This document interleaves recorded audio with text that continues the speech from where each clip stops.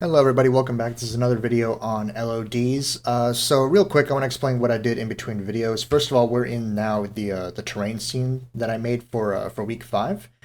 Second of all, I went ahead and downloaded from the package manager the Polypack Lite that we used in the week 3 interactive material scene with the fun, cartoony mountains and trees and stuff. Anyway, I went ahead and took one of those trees and put it in Maya and did the high, middle, low poly, the high, middle, low poly LOD thing to them. So we have this original high poly model that I took from Unity. It's high poly in quotations. It's only 321 faces, but for the purposes of my demo, I just wanted to show another example of LODs. A middle version, I did this very quickly with the mesh reduce option here. 152 faces, and then I reduced it again to just 69 faces. So I'm going to go ahead and bring these all to 0. And then I'm going to delete the history. Edit, delete by type history. I'm going to make sure everything is set to 0 and 1 for scale. So 0, 1, 1. Good. Okay. The next thing I'm going to do, unlike the last time where I went ahead and grouped everything together so that the LODs would automatically apply in Unity, I'm going to do it manually this time to show you the manual process of setting up LODs. So we're going to take this high poly version of the tree. As you can see, it's the high poly version. And I'm just going to export it. So let's export. I'm going to overwrite this high poly. Yes, please. This middle poly, I'm also going to export just one at a time, exporting selection. Middle poly, yes. And the low poly, one more time, export. I'm going to overwrite the low poly, yes. Great. We can minimize Maya now. We can go back into Unity. We can go into my LOD models folder that I made in prep for this video, and we can bring in the three trees, the high, low, and middle. There we go. Now I can manually bring these all into Unity, so just dragging them in one at a time. High, middle, low. We can go ahead and find them. They should be at the very, very end here because they're at 0, 0, 0, 1, 1, 1. Yep, perfect. No history. Nice, clean files. They already have their textures applied because the texture is located here, and I already applied the texture that was located in Unity in Maya, so there should be no reason why the texture wouldn't automatically apply here as well. All right, so let's go ahead and go through the process of setting this up as an LOD group.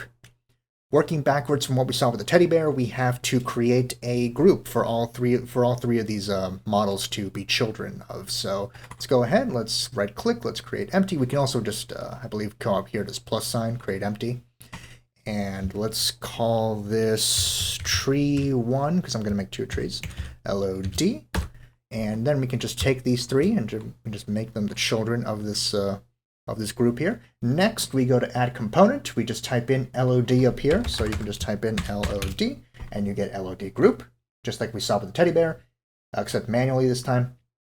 Now we have to manually tell Unity which model you want to be able to see at the closest distance, at the middle distance, and at the furthest distance. So at the closest distance, we want to be able to see the high poly version. So we're going to put in high poly. At the middle distance, we want to see the middle poly version, and at the furthest distance, we want to see the low poly version. And just like with the teddy bear, you go a certain distance, you get the pop to the middle poly version, and it popped to the low poly version. The pop is much more obvious this time because I didn't manually reduce the poly count. I just did it automatically with Maya's reduce feature. So the pop is going to be more obvious this time. We don't have to do different colors for this. You can just very clearly see when it pops into the middle with the high and the low and finally just disappears. So that's great. It works. At this point, it's a good idea to take our asset here. And what do I want to do with it? Is there anything else I want to do with it before moving? Oh, you know what? There's one more thing I want to do. In the group, not in the individual trees, but in the group itself, we want to add a collider for this tree. So we're going to go ahead and add a component. We're going to X to get rid of that LOD. We're going to go to physics. We're going to go to capsule collider. I'm going to go to my orthographic camera and very quickly just set up this collider for us. So height doesn't have to be that high because the character can't jump that high. That's fine. That's fine. Let's go to this view. See, you can push it back a little bit. maybe we can stand to make the radius smaller. Have to look from this side. That looks fine. Okay. For demonstration purposes, this is fine. We can click the little box again to go from orthographic view to perspective, or ISO, in this case they call it, to perspective, which is the regular view for Unity. And now this is ready. We have the LOD group, we have the capsule collider. We can go ahead and declare this a prefab. So let's go ahead and make it a prefab. We can get rid of this original one at 000. We can go back to where our Chevolo guy is. We can now start plopping in these trees and see if they work. So let's see, we have one tree there. Nice. We have a second tree there. We have a third tree there. Very good. Let's go ahead and play the scene, make sure the collider works, make sure that the LOD works.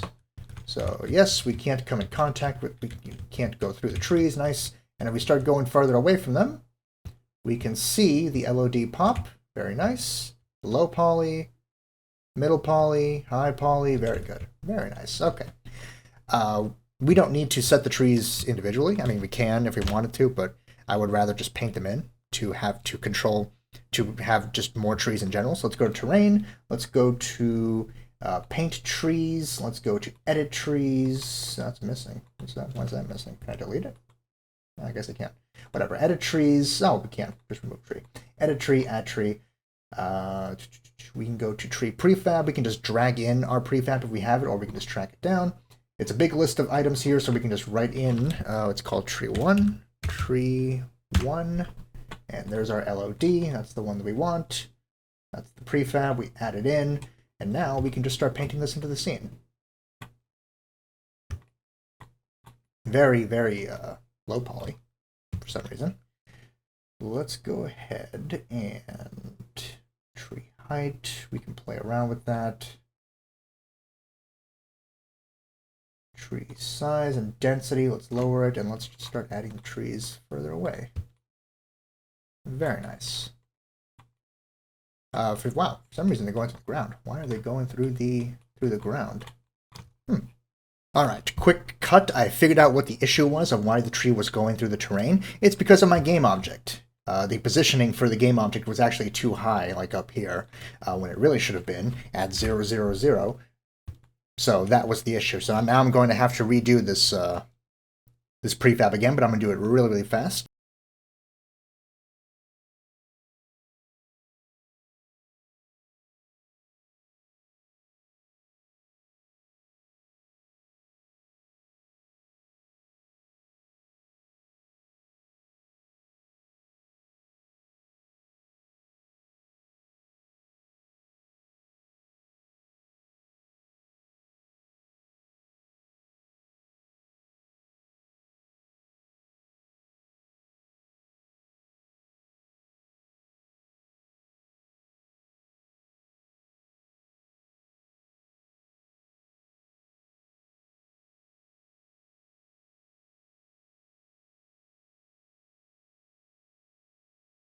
Okay, there we go. Now it's working as intended with the pivot point for the entire group in its correct place. I can go ahead, place many trees from a distance, close up. Again, play around with the tree density, playing around with the brush size, playing around with the randomness of the tree height. I have those other trees over there that I don't really want anymore, so I can just press Shift and get rid of them. Hold Shift, I should say, and just get rid of them. Goodbye, trees. Goodbye, trees. I also have this tree at a randomly placed there accidentally. There we go. So now if I play the scene, all of them should have colliders, and all of them have LODs attached to them. Yes. So the further away we get, they'll start disappearing or getting low poly. Exactly what I want. That is a quick video on how to incorporate your LODs into your tree models. Important to note, by the way, about this paint trees functionality here. I'm nearly 100% certain that you can use paint trees to paint more than just trees. So for example, if you wanted to add rocks into your scene and stuff like that, you can also just use paint trees, but for rocks and similar kinds of assets. So that's what I wanted to show you for this video. On the next video, I'm going to create one more kind of tree that's going to be a little bit different. And then we'll call it with LODs. That'll be everything there is to know about them. So hope this helped. Thank you very much for watching.